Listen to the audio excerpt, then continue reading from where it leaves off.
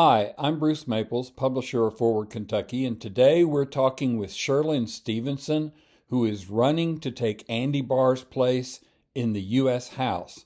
Before we get to that interview, though, I'd like to remind you that if you like the content we're doing in our channel, please subscribe, hit the like button down below, and visit forwardky.com to learn more about what we do and to sign up as a member. Let's get on to our interview with Cherlynn Stevenson. So we're here today with Cherlynn Stevenson, who is running for Congress to replace Andy Barr in the 6th District. Cherlynn, welcome to Moving Kentucky Forward. Oh my gosh, thanks so much, Bruce. I appreciate you having me on, and that is exactly what I am running for Congress to do, to move Kentucky forward. Excellent. This feels like, as Yogi Berra once famously said, this feels like deja vu all over again. You've been on here before. I've interviewed you when you were running for House, and we've talked at various events along the way. But I wanted to find out, even though I'm pretty sure I might know the answer, what caused you to come out of, quote, retirement and decide to run for this particular seat?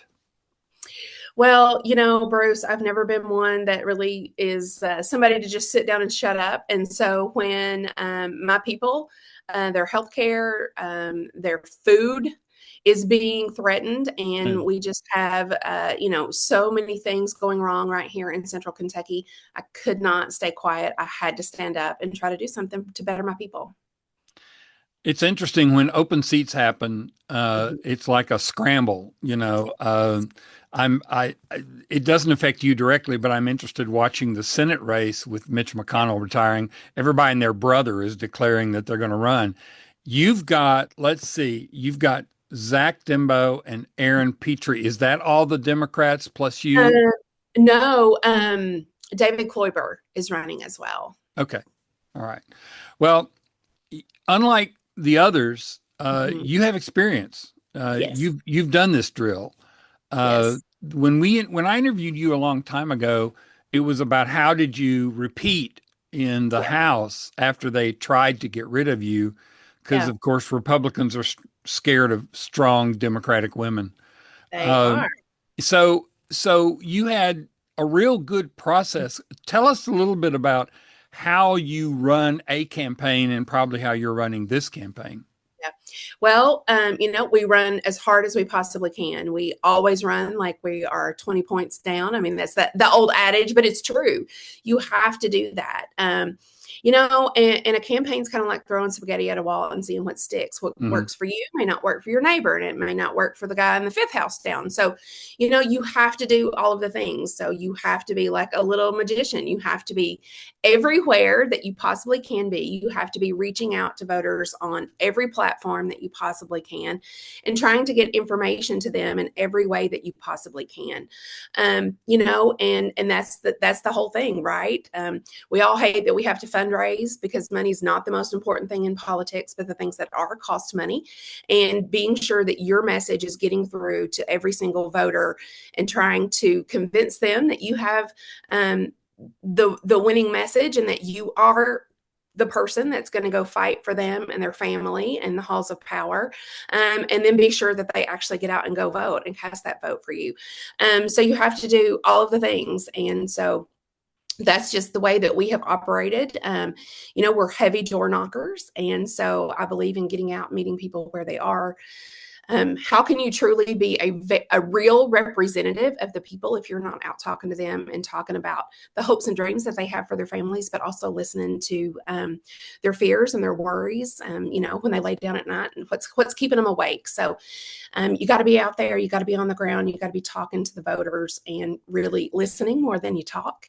And that was a winning formula for us for a long time. We flipped a district that had never, ever been held by a Democrat or a woman here on the south side of Lexington. And we were able to do that. And then we were able to hold. And then after they strongly came after me in redistricting, we held on then by 37 whopping votes, again, by that formula, just getting out, knocking doors, talking to folks. I have a very, very dedicated team, and they are amazing. They're the best surrogates in the world. So they're excited. We're excited. We are absolutely going to do this. We are going to flip this seat from red to blue, and we are going to finally give the folks in the 6th congressional district a voice in Congress that they haven't had for a long time. I'm impressed. You started out talking about we and my people, and you just used the word us. When I talked to you before, I was very impressed by the fact that you had a core team that not only, planned and so on and so forth, which anybody can have a meeting and draft a plan, Yeah, but they went out and on your behalf knocked on doors and took your message and so on and so forth. yeah, I assume you still got that team. Have you yeah. grown it? Has it expanded from when you were just running for a house district? Yes, it has. And it has grown and grown since that very first campaign in 2018. We knocked about 24,000 doors that year.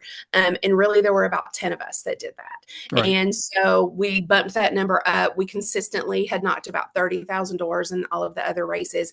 And that have grown. I mean, there were Saturdays when we had 30 and 35 people out knocking doors in a day. I mean, I hate to brag, but there were days that we would knock, 1,900 doors in a single day. Wow. And I know that some campaigns don't get that knocked in their entire campaign season. So I am very fortunate. I have cultivated a group of people that have the work ethic that I do. I've never asked them to do things that I don't do. So I am out there knocking doors with them. I am out there pounding the pavement just as hard as they are. And people like to see that, and it's great when I'm knocking with somebody and I'm on one side of the street and they're on the other, and they can be like, she's just over there, and they'll yell at me and they'll be like, Cherlynn, turn Right. around away, and I will. So, but I think that's important. I think it's important for the voters to see that as well, and a strong leader will never ask people to do things for them that they're not willing to do for themselves. But I'm it takes a team. I'm not in this for myself. I am in this for all of us. And they know that. And I am constantly overwhelmed by the fact that these people are willing to work so hard, but they know that they're not just doing it for me. They know that they're doing it for us too. This is a group of people that love their community and want it to be the best that it possibly can be. Later today, I'm interviewing Dr. Rachel Bittekofer. I don't know if you've heard of Ooh, her. of course I have. Okay. Well, Fancy. so one of the things that she emphasizes is, without putting too fine a point on it, Mhm. how ignorant most voters are about politics. It's not something they follow every day. Yeah. And with that in mind, for a lot of local races like this, it's name recognition is Yeah. so critical. It's like they go into the polling booth and it's like, well, I know that person. Okay, so Yes. I can vote for that person. Yes. I have to ask, how did Tuesday make you feel? I know how it made me feel watching I said in my article on the website, which I hope you read occasionally, I do. I said I expected some of these people to win. I did not expect the margins. Just kicking ass up and down the ballot. Yes, it is So, so exciting. Like I have chills all over my body right now just listening to you talk about it.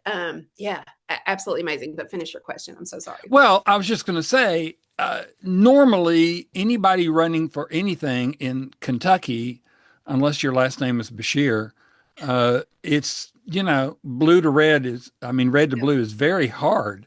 yeah, Uh, we've got, candidates in a lot of different places who, I want them to run. I love the fact that Virginia just had 100 candidates for 100 seats you for know. their House of Yeah, Delegates. yeah, And I would like to see Kentucky do that. But we have to be honest. Look, you're going to run. It's going to be hard. You're going to lose. yeah, That's just how it is. But Tuesday made me wonder, mhm, okay, yeah, maybe some people are getting fed up with the whole thing, and maybe we can turn some people out, and maybe some of the Trump supporters either yeah. stay home or go, no, I'm tired of this. How did it affect you, and how did it affect your team? Well, we are all buoyed, obviously. I mean, it was so exciting watching all of those returns come in. And the next day, I happened to be in DC and I was talking to somebody and they were like, oh my gosh, this blue wave. And I was like, we can call it blue, but let's be honest. In large part, it was pretty pink. There were so many women who won on Tuesday. And that was a message that really struck home with me that Democratic women are getting it done for us right now because we are all pissed off. Women are the ones that are going to the grocery store and having to see those prices and make those Hmm. hard choices there. I know a lot of women are the people who pay the bills in their house. And so they are the people sitting down, at the end of the month and trying to figure out, is there more month than money? And so I think that they're tired of making those decisions. They're tired of telling their children no. They're trying to make hard decisions that affect their households. And we have too many families that right now are having to make really hard decisions about rent, medicine, and groceries. And we Right. should never, ever, in the richest country in the world, be asking our people to make decisions like that. And so I think folks are paying attention. And I understand that. I know that we have families that are working very hard. Some of those parents are probably working multiple jobs and they are juggling their children. They're juggling getting them to and from school, going to their multiple jobs, getting dinner on the table, getting homework done, taking their kids to soccer or ballet or whatever it is that they're doing, then getting those kids a bath and in bed. And then what little time is left, they're cleaning the house, they're picking up, cleaning the kitchen, they're picking up and preparing for the next day. And so when in that day did they have time to sit down and read the newspaper and really try to understand Hmm. all of the nuances of what's happening in Congress? They don't, and I get that, and I understand that, and so those are the people who aren't paying attention, but they know that things are different when they get to the checkout at the grocery store. They know when they sit down to pay those bills that things are wrong. They know when they get to the gas pump that things are not going the way that they need them to go. And those are the people that are going to go out and vote for something different. Is it easier to tell the story on the porch about, okay, Republicans just passed giant tax cuts for billionaires at the same time they're cutting off your food stamps? Yeah. I mean, it is obviously having those one-on-one conversations are critical. And um, for me, it's easier. A lot of that group that we just talked about for me are retired teachers, and we know teachers can read people like books, and Hmm. they have been unfortunately having these hard conversations with parents for decades now, and so they know how to have those conversations, and they know how to help people connect dots, and that's what's really important here, especially for those voters who aren't as informed as we are. I realize that we are not normal people, that we eat, live, sleep, breathe this all the time, and that we have people that just have circumstances that don't allow them to be that way. And the divisiveness and pettiness of politics turns a lot of people off, and I get that too. But that's why getting out and knocking on the doors and talking to individuals one-on-one, meeting them at their home, is very, very important, and something that we're talking about, whether I'm talking to people on their porch or I'm talking to a group of 200 people, is that right now we are so far beyond red versus blue. We are in a time where it is billionaires versus you. So, I heard somebody else say, it's no longer left versus right; it's top versus bottom. So, however you want to look at it, I mean, that's America right now, and so we are at a very critical juncture to where people can vote for more of the same and for things to only get worse, or they can vote for a new direction where we collectively, come together and say, no, we've had enough. I believe that it is time, just like the old days and the coal miners decided that they had had enough of paying the company store and living in the company town, and that they organized and they fought back and they won. And it's our turn to do that too. I have to admit that I'm inspired by listening to you say that because I have felt for a long time that um, Democrats were too much into policy and, we're going to talk about these things like this. And the truth is that most people want to hear, it's bad. I'm going to make it better. Here's how I'm going to make it better, you know. So I have to ask, we have turned campaigning into a year-round sport, it seems. Uh, Are you finding people engaged? I mean, obviously your team is, I get that. But if Yeah. you're out, it just start, the filing deadline was just recently, and Yes. people are like, wait, we're talking about a year from now? You want to talk to me about an election a year from now? Are people open to that? Or are you finding people say, well, come back and see me in February? No, they're open. People are struggling now. So they are ready for change now. And they hate that it's going to be another year before they Mm, can actually have a say in that. Um, and so, people vote with their pocketbooks. And so folks are pretty fed up right now. Everything is more expensive from homes to hamburger. So, you know, folks are folks are upset, and I know that we all saw on election day this week, our Secretary of State put out kind of a snarky comment about the fact that people were calling, wanting to know why their polls were closed, and he was like, "Sorry, you can't vote for people in Virginia or wherever." But I understand how folks were confused because when you turn on the TV, Republicans in our Senate primary are already running television ads every oh, yeah. 20 seconds. We are already out talking to folks. So I understand how people were rightfully a little bit confused because when you turn on the TV, it seems like, they're running ads as much as they will be this time next year. So folks are paying attention right now. And so the key for us is going to be keeping that momentum up for a whole year. Mhm. But I don't see things getting better anytime soon. I mean, we're still in absolute gridlock in Washington. So many folks feel like the politicians up there are not paying attention to their lives here. And that's the message that we're using because that's who I am. I'm a small town girl. I came from the mountains in Eastern Kentucky where everybody knew everybody. And the first question that we always asked people was, how can I help? Not what party are you? So, it's just getting out there, convincing people that we care and that we are in this for all of the right reasons to get rid of the people who are in it only for themselves. Is that message is taking. And again, it's just keeping those folks on the hook and getting them to use the anger, the frustration, the sadness that they have and turn that into action. You were in DC for candidate week Mhm. last week.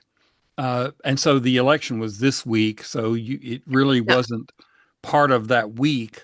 no, But yes, we were here this week. I just got back last night. So I oh, was in okay, I'm sorry. I thought it was last yeah, week. Okay, so the election happened in the middle of candidate week. yes. Wow. Okay, so Electric, as you can imagine. oh yeah, I'm sure everybody was like amazed.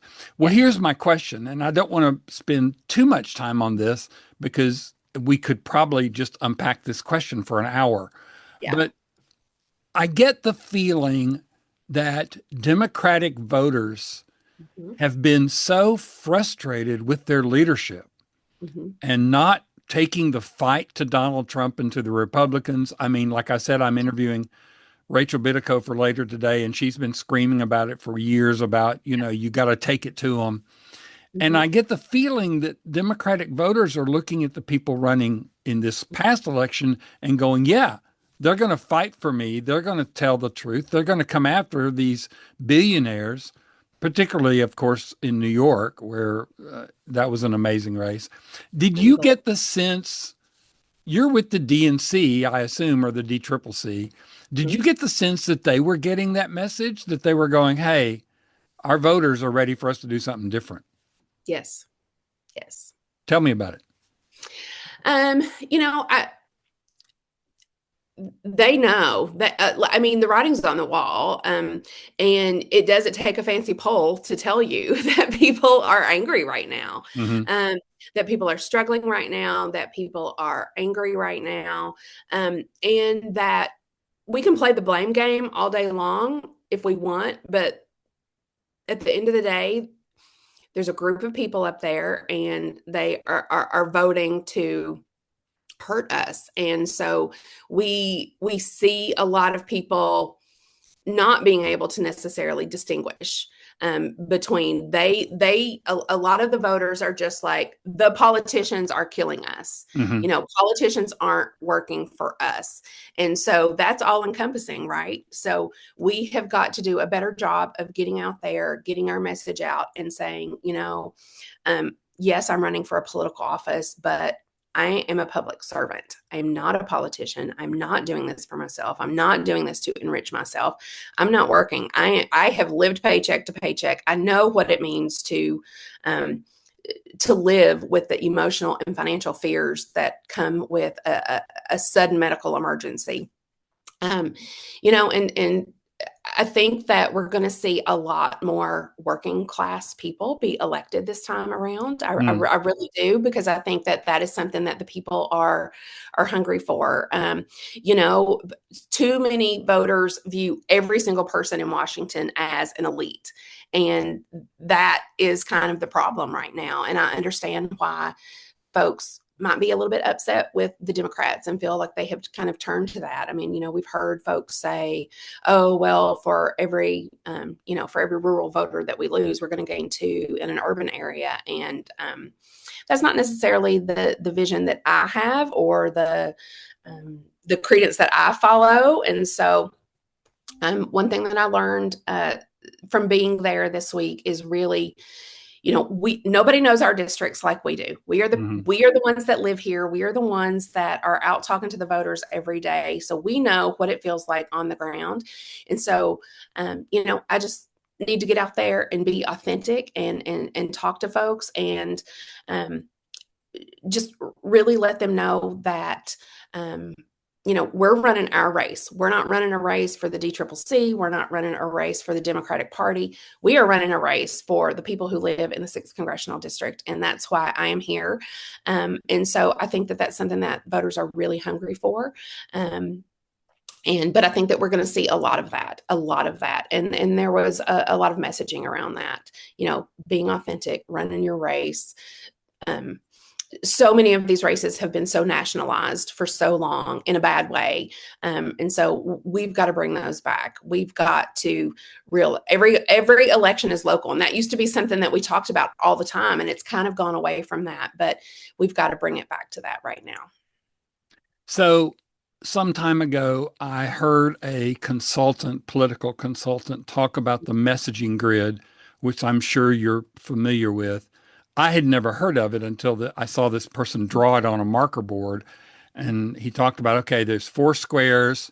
In one square, you put three bullets that you say about yourself. In another square, you put three bullets that you're going to say about your opponent. In a third square, you put three bullets that they're going to say about themselves, and you put three bullets that they're going to say about you.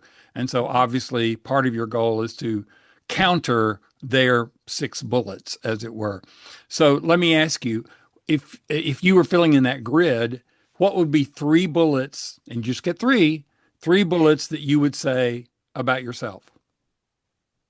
Um, I would say I am a mountain Democrat who grew up in Eastern Kentucky, raised by the best elementary school teacher that you'll ever find, and the toughest Army veteran and coal miner that you ever will meet.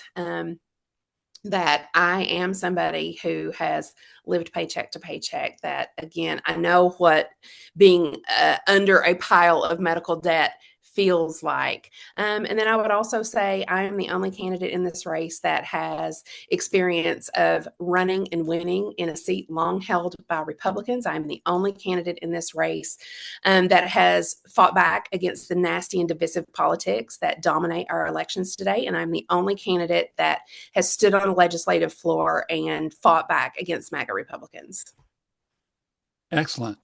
I would normally ask you to fill in the other ones about the three bullets you think they're going to say about you, but we'll save that for after the primary, Thanks. because I want to ask that of whomever wins the primary.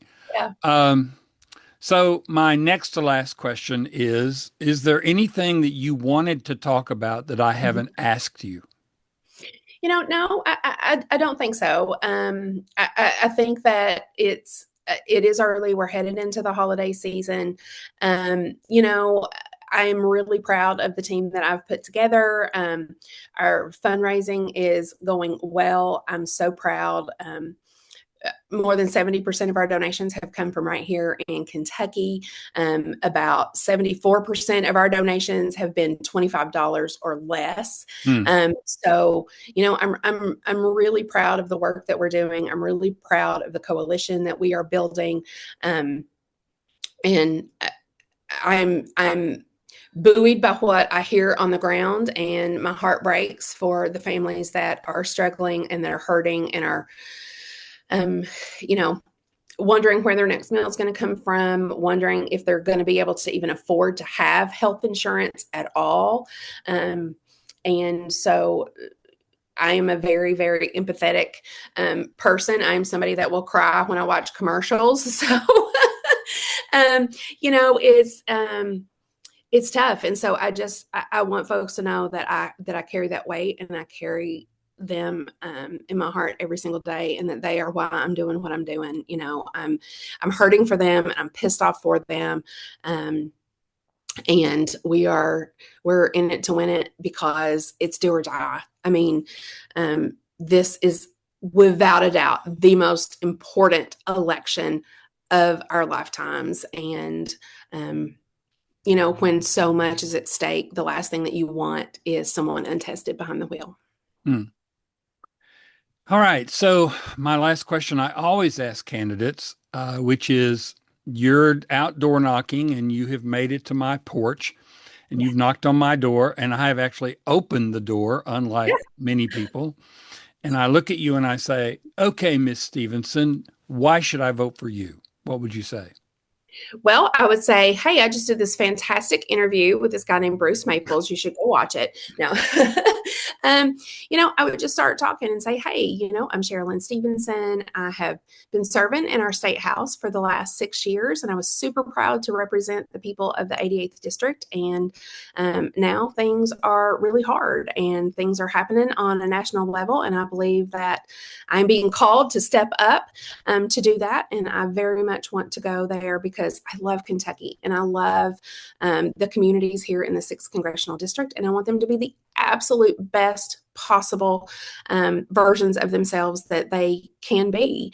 I have, I have been a fierce advocate for public education. I have been a fierce advocate for veterans and first responders. I have walked on picket lines with our labor union brothers and sisters. I helped pass medical cannabis. I helped pass sports wagering. I helped put a cap on insulin. So I am responsible to people's needs. And so at this point, I am a trusted source. I'm a proven entity, in that I have success of working across the aisle to deliver for Kentuckians. And I'm asking for your vote to send me to Washington to deliver for you from there. All right. Cherlynn Stevenson, running for U.S. House this time, not State House, in the 6th District. Thank you so much for your time. Thank you for being with us. And we will probably have you back on later next year sometime. Okay. I look forward to it. I look forward to talking to you after I've won the primary. Okay. Thanks. Thanks.